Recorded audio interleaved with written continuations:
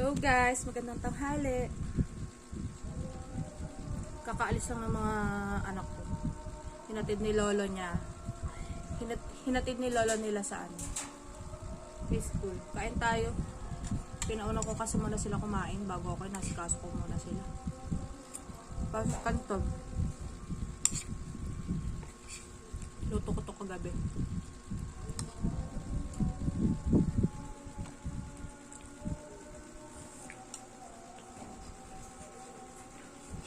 Relax muna tayo kasi kakaalis lang ng mga anak ko. Pasok na sa school. Kain tayo guys.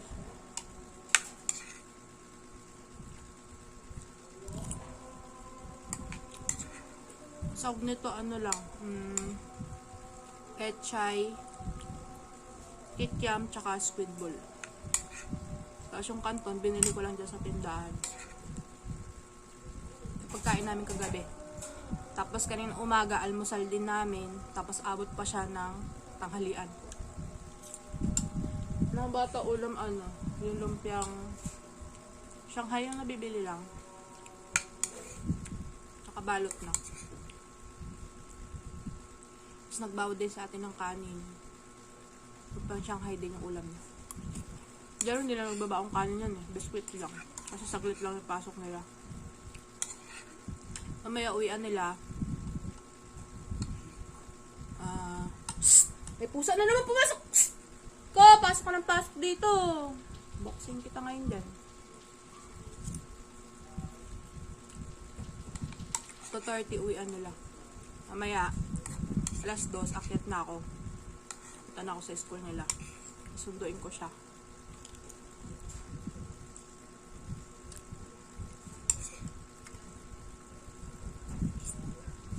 Kumain na ba kayo guys?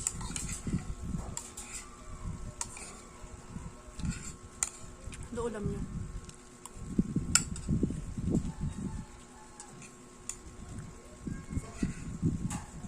Tapos kanina bago sila pumasok siguro 11:20. Hala, bumaksak yung bag ni Jello. Tapon yung tubig niya. Bilis lang kasi mabuksan eh. Ginaganon lang yung takip. Basa tuloy bag niya, pati papel niya, bago pa yun. Tingnan nyo, ito papel niya. Na, basang-basa. Basa pa yan, oh. Bago pa, di pa nagamit. Biglang nabuksan yung tubig niya, bumaksak yung bag niya. Ito yung may blower ako, yung bag niya, blower ko. Ayun na tuyo yung bag niya.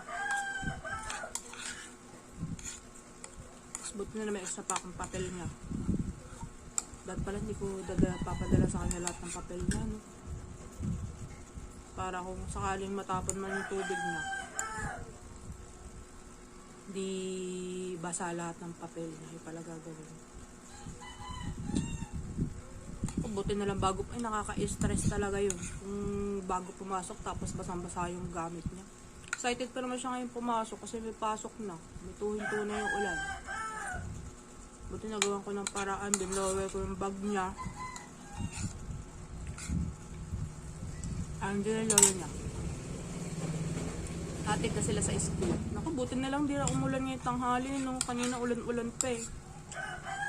Kala ko ulan na naman. Ang hirap pa naman sa mga bata umuulan. Nakatulong si lolo niya kasi tagatid sa mga bata. Sabay na silang dalawa ni ate niya. Tapos si Jello papasok. Hatid ni lolo niya ng motor.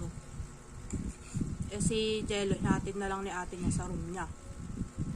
Kasi yung dating teacher niya ng kinder, teacher din ngayon ni Jello. Tapos yung anong room ni Jenica ng kinder, doon din yung room ni Jello ngayon. Tapos sabay pa sila ng oras ng pasok, alas 12. E di isang building lang sila, si Jello sa first floor. Tapos si ate sa first floor. E di pagpasok ni ate niya, sabay na sila. Hatid niya si Jello sa room, tapos paupuin niya, sabi ko, paupuin mo na agad sa upuan niya, kung saan siya nakaupo. Ayun, payag naman si Jello. Kaya pagdating ng alas 2, saka na lang ako aakyat. Hindi na ako mag-antay dun sa labas. Mainit dun sa tabing kalsada.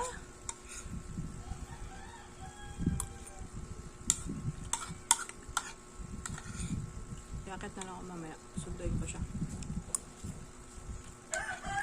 Basta pa pala guys.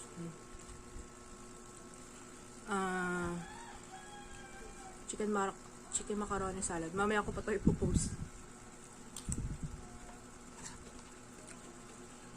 Ginawa ko to nung isang araw. Pero mamaya ko pa siya ipopost. Binidyoan ko siya. Pero mamaya ko pa ipopost. Late post na.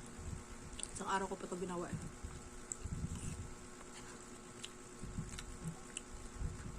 Buti nga na perfect ko yung lasa. Sarap. So, may pasas, may manok, tsaka may sibuyas, pickles, tsaka pineapple tidbits, mayonnaise, condensed. Isang nestle cream lang nilagay ko. Kasi may mayonnaise naman yun. Kain tayo guys. Babay na muna ha. Magpo-pause ako eh.